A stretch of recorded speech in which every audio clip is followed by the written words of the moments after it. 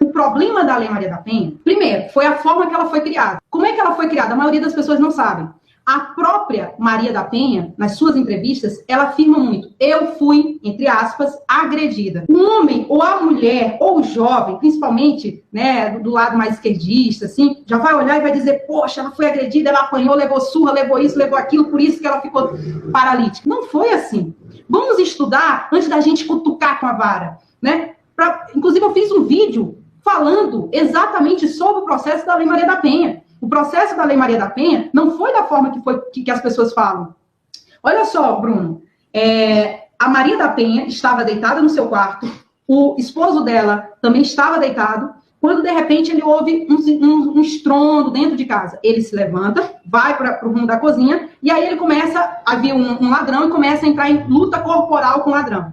Quando ele percebe lá ganhando a luta, já estava ganhando, vem um outro ladrão e atira nele, no mesmo momento que ele vai virar. Quando ele vira, ele recebe um tiro aqui. No mesmo momento, o outro ladrão invade o quarto da Maria da Penha e atira nela, tá? E atira nela. As primeiras investigações, Bruno, foi de roubo, tá? Então eles estavam investigando um assalto. Só que o problema é que Maria da Penha, tanto ele foi para o hospital, porque ele levou um tiro, e Maria da Penha também foi para o hospital, tá? Quando ela retorna, inclusive ele modifica a casa toda para receber a Maria da Penha. Quando ela retorna para casa, ele realmente teve um caso extraconjugal. E ele finalizou depois que tudo isso aconteceu. E guardou as cartas que recebia desse antigo amor em um local escondido. Quando Maria da Penha volta para dentro de casa, ela encontra as cartas e aí fica irada. Ela sai da delegacia, ou sai de casa e vai na delegacia, e aí ela diz que ele provocou o assalto. Ele fez isso porque ele queria matá-la. Olha só a situação. Eu tenho provas. Sabe quais são as provas que eu tenho em relação a isso? É o próprio julgamento. Teve 2 julgamentos. O primeiro julgamento foi, 3-4. Se ela tivesse tanta certeza do que ela está falando, e se as provas corroborassem o que ela alegava, do que ela estava alegando, ô Bruno, ia dar unanimidade. Unanimidade. Deu 4-3, na primeira pena ele pegou 10 anos. Ele recorreu para tentar diminuir. De novo, o julgamento com o tribunal do júri foi de 4-3, não foi unânime. E aí foi para 12 anos a pena dele. A questão é que, se o que ela falasse fosse verdadeiro, se as provas batessem no que ela estava falando, não tinha dado 4-3 e sim teria unanimidade. A questão é que eles ficaram irados. E ela, como tinha mestrado, fazia parte de uma faculdade de renome, ela começou a procurar os meios internacionais, órgãos internacionais. E aí eles vieram com tudo e acabaram criando a Lei Maria da Penha.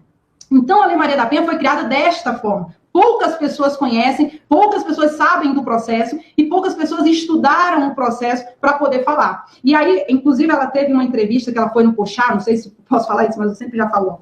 Ela foi no Pochá e aí ela disse assim: eu fui agredida. Aí o Pochá disse: nossa, mas como foi a agressão? Aí ela disse: não, eu fui agredida porque ele me chamava de feia.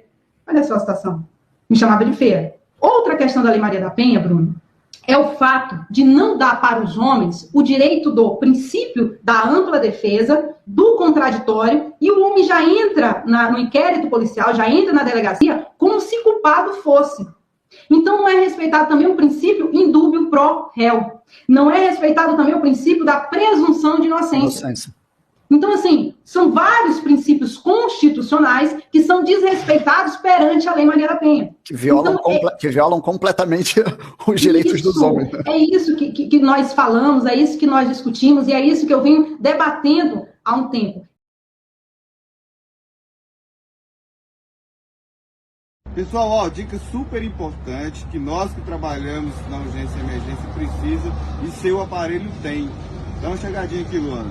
A tela do celular está bloqueada, eu vou subir aqui, ó, escrito emergência.